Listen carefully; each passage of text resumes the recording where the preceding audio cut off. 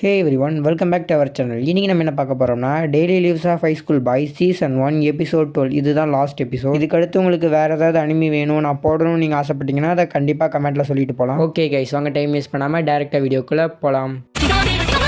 கதையோட ஸ்டார்டிங்லேயே ஃபங்கி கேர்ள்ஸோட ஒரு பொண்ணை தான் காட்டுறாங்க. அந்த பொண்ணை நினைப்பானா, நான் கரசாவாக பின்னாடியிலேருந்து அப்ரோச் பண்ணலாம் ட்ரை பண்ணால் அவன் முன்னாடியே நோட்டீஸ் பண்ணிடுறான். நான் அவனை ஃபேஸ் டு ஃபேஸ் பார்த்து ஃபேஸ் பண்ணலாம் ட்ரை பண்ணும்போது அவன் ஹேண்ட்ஸ் எல்லாம் ஒரு மாதிரி வச்சிருக்கான். நான் அவன் பக்கத்தில் உட்காரும்போது அவன் தள்ளி போய்க்கிறான். நான் சிரிக்கும் போது அவனுக்கு ஸ்வெட் ஆகுது. நான் அவன் ஷோல்டரில் கை வச்சு அவன் பாக்கெட்டை மறைச்சிக்கிறான். நான் ஏதாவது பொருள் கொடுத்து அதை ஸ்ப்ரே பண்ணி தான் வாங்கிக்கிறான். இதெல்லாம் ஒன்றா சேர்த்து வச்சு பார்த்தா மேபி டொஷியோக்கி என்கிட்ட ஏதாவது ஸ்பெஷலாக ஃபீல் பண்ணுறான் போல இருக்கு. ஒருவேளை நான் எல்லாத்தையும் தப்பாக புரிஞ்சுக்கணும் அப்படின்னு அவன் நினைக்கும் போது அவன் ஃப்ரெண்ட்ஸ் எல்லாம் இவ சரியான பாதையில் இருக்கா, சரியான பாதையில் அப்படின்னு சொல்ல அப்படியே சீனை ஸ்வீப் பண்ணுறாங்க. அப்படியே மோட்டோஹாரு அண்ட் யோஷிடாக்கு ரெண்டு பேர் தான் காட்டுறாங்க. அப்படியே ரெண்டு பேரும் பேசிக்கிட்டே நடந்து போயிட்டு இருக்கும்போது மோட்டோஹாரு யோஷிடா கிட்ட எனக்கு ஒரு டவுட் அப்படின்னு சொல்லி ட்விட்டர்னா என்னது அப்படின்னு சொல்லி கேட்க, அதுக்கு யோஷிடாக்கே ஃபேமஸான பீப்புள்ஸ் இன்டர்நெட்டில் யூஸ் பண்ணுறதா ட்விட்டர் அப்படின்னு சொல்லி கரெக்டாக எக்ஸ்பிளைன் பண்ணுவான். அப்படியே கேஒய்னா என்னன்னு சொல்லி கேட்க அது ஒரு என்வைரான்மெண்டல் ப்ரொடக்ஷன் சொல்லி எக்ஸ்பிளைன் பண்ணுவான். அப்படியே சுண்டரேனா என்னன்னு சொல்லி கேட்க அது ஒரு அக்ரெசிவான ரொமான்டிக் ரிலேஷன்ஷிப் அப்படின்னு சொல்லி எக்ஸ்பிளைன் பண்ணுவான். டோயோகோ நாகே போயோனா என்னன்னு சொல்லி கேட்பான். அதையும் எக்ஸ்பிளைன் பண்ணிட்டு இருப்பான். அது ஒரு மாங்கா அப்படின்ட்டு. MMORPG சொல்லி கேட்க அது ஒரு ஆன்லைன் கேம் அப்படின்னு சொல்லி எக்ஸ்பிளைன் பண்ணுவான். இதெல்லாம் கேட்குற மோட்டோஹாரு அப்படியே ஒரு செகண்ட் அமைதியாக இருந்துட்டு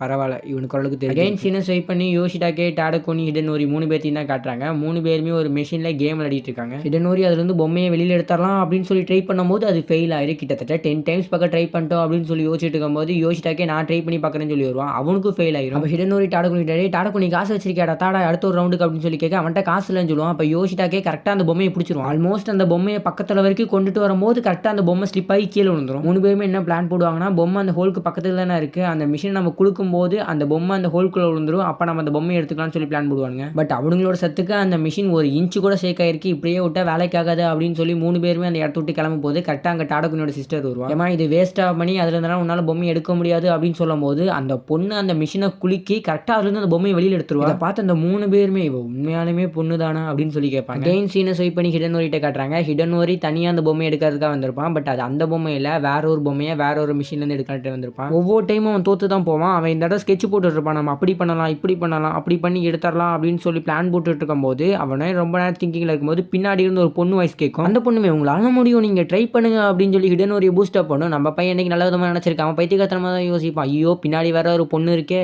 அந்த பொண்ணு கொஞ்சம் அப்படி ட்ரை பண்ணுங்க அப்படின்னு சொன்னோன்னே அவ்வளோதான் அவனுக்கு பைத்தியமே பிடிச்சிச்சு. இந்த பொண்ணு வர கஸ்டமர்ஸ் எல்லாத்தையும் தொல்லை பண்ணுறதுக்காக இந்த எம்ப்ளாயை நிற்க வச்சிருக்காங்க அப்படின்னு சொல்லி அவன் யோசிச்சுட்டு இருப்பான். நம்ம பையனை எப்படியோ ஃபைனல் அட்டம்ப்ட்ல வெற்றிகரமாக அந்த பொம்மையை எடுத்துறான். அதை பார்த்து அந்த பொண்ணுமே சூப்பர், அடுத்த தடவை கண்டிப்பாக வாங்க அப்படின்னு சொன்னோன்னே நான் சத்தியமாக இந்த இடத்துக்கு இனிமேல் வரவே மாட்டேன் அப்படின்னு ஹிடனோரி சொல்லுவான். அப்படியே வேற ஒரு பக்கம் காட்டுறாங்க. ஒரு பையன் அப்படியே நடந்து போயிட்டு இருப்பான். அப்படியே அந்த பையன் முன்னாடி ஒரு பொண்ணு வந்து டே நில்றா அப்படின்னு சொல்லி கேட்க, அந்த பையனுமே என்னமா அப்படின்னு சொல்லி கேட்கும்போது இன்னைக்கு ஸ்கூலை க்ளீன் பண்ணுறது உன்னோட பொறுப்பு தான் வாடா அப்படின்னு சொல்லி கூப்பிட்டு வேற ஸ்கூல் பசங்க 2 பேர் பார்த்துக்கிட்டே இருப்பாங்க. அந்த பையனுமே இல்லை நான் அப்படி தான் சொன்னேன் பட் அது மாறிடுச்சு அப்படின்னு சொல்லும் போது ஃபர்ஸ்ட் நீ தானே சொன்னேன், அப்போ நீ தான் க்ளீன் பண்ணுவா அப்படின்னு சொல்லி கூப்பிட அந்த பொண்ணு அந்த பையன் இவங்க 2 பேர்த்த பற்றி அவங்க 2 பேர் பேசிக்கிட்டு இருப்பாங்க. அப்போ அந்த பையன் மிஸ் ககையாமா அப்படின்னு சொல்லி வருவானா, அவன் பாரு மிஸ்னு தான் சொல்லியிருக்கு. அதுக்கு இன்னொரு பையனுமே இல்லை அது ஒரு சென்ஸ் ஆஃப் ஆப்ளிகேஷன், அந்த பொண்ணு அந்த மாதிரி தான் அப்படின்னு சொல்ல அதுக்கேற்றபடி அந்த பொண்ணு நீ உங்க கூட கூட்டிட்டு போ அப்படின்னு சொல்லுவாளா. இதெல்லாம் பார்த்துக்கிட்டு இருக்கும்போது கரெக்டாக அந்த இடத்துக்கு யாசன் வருவா. யாசன் கிட்ட அந்த மாதிரி பொண்ணுங்களை பற்றி நீ என்ன நினைக்கிற அப்படின்னு சொல்லணுமே யாசன் அசியசியமாக அந்த பொண்ணை திட்ட ஆரம்பிச்சிருவா. பப்ளிக் இடத்துல வெக்கமே இல்லாமல் இந்த மாதிரி நடந்துக்கிற அப்படின்னு சொல்லி திட்டுவா. யாசனுமே நான் எந்த ஒரு பையனுக்குமே ட்ரபிளியே கொடுக்க மாட்டேன் அப்படின்னு சொல்லி மீன் பண்ணுவா. ஐ தாட் அது ஹிடனோரியா தான் இருக்கும். அதுக்கு அவனுமே நம்ம ஸ்கூல் பொண்ணு வேற ஒரு பையனை இதை கொஞ்சம் கூட எதிர்பார்க்கலன்னு சொல்லுவான். அதுக்கு இன்னொரு பையனுமே இது எல்லாமே எனக்கு தெரியும் அப்படின்னு சொல்ல இவங்க எல்லாத்துக்கும் தெரியுது அப்படின்னு நினைச்சவா ஷாக் ஆயிடுவா.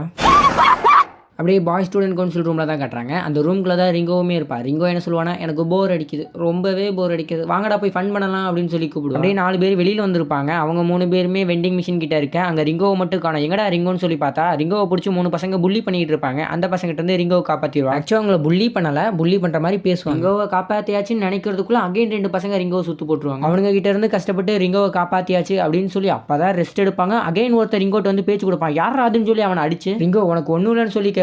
அப்படியே அடிப்பட்டவன் யாருன்னு சொல்லி பார்த்தா அவங்க எல்லாருமே அப்படியே ஷாக் ஆயிடுவாங்க. அது வேற யாருமே இல்லை, பாய் ஸ்கூல் பிரசிடென்ட் தான். இந்த சீன் எக்ஸ்பிளைன் பண்ணி எதுவுமே இல்லை, கொஞ்சம் பார்த்தே புரிஞ்சுக்கோங்க.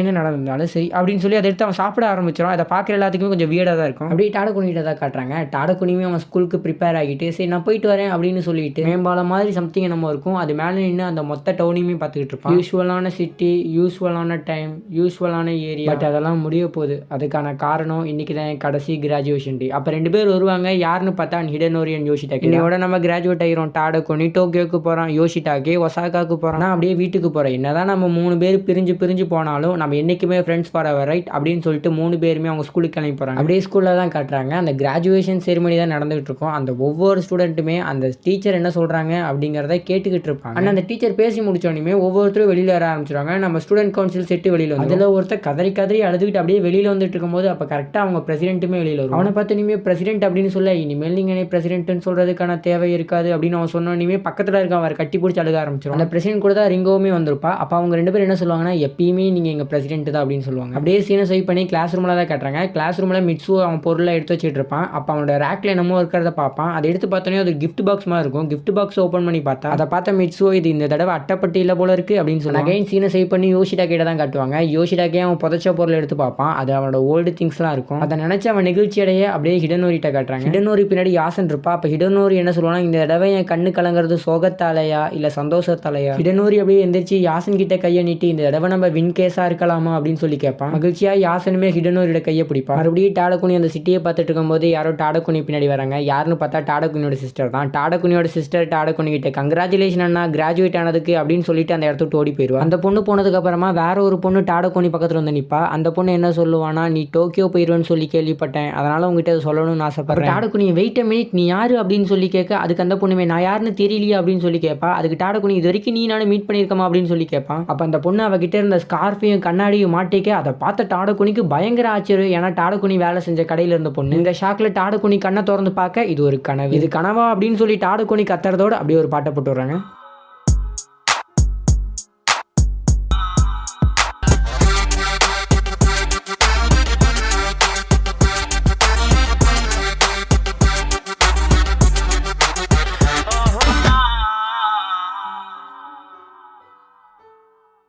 அனிமே முடிஞ்சிச்சுன்னு நினச்சிங்களா? இல்லை, டாடகுனி நான் ஸ்கூலுக்கு போகிறேன் அப்படின்னு சொல்லி கிளம்பி போயிட்டு இருப்பான். அப்படியே அவன் பின்னாடி 2 பேர் யாரோ ஓடி வந்துட்டு இருப்பாங்க. யாருன்னு பார்த்தா நம்ம ஹிடனோரியும் யோஷிடாக்கி முடியாது அப்படியே சாப்பிட்டுக்கிட்டே ஓடி வந்துட்டு இருப்பாங்க. அப்படியே அவங்க 3 பேரோட daily lives of high school boys அப்படிங்கிற டைட்டில் போட்டு வராங்க. அப்படியே ஃபங்கி கேர்ள்ஸ் தான் கட்டுறாங்க. ஃபங்கி கேர்ள்ஸ் லண்டன் போயிருக்காங்க போல இருக்குது. இதோட இந்த அனிமே சீரிஸுமே முடியுது. அடுத்து என்ன அனிமே போடலாம் அப்படிங்கிற ஐடியாலஜி எனக்கு சுத்தமாக இல்லை. ஸோ ஏதாவது டிப்ஸ் இருந்தால் கமெண்ட்டில் சொல்லிட்டு போங்க. ஆக்சுவலாக இந்த அனிமே ஒரு சூப்பரான அனிமே. நான் இழுத்து போட்டதுனால உங்களுக்கு பிடிக்காம கூட போயிருக்கலாம். பட் அகைன் தேங்க்ஸ் ஃபார் வாட்சிங். கீப் சப்போர்ட்டிங் கை.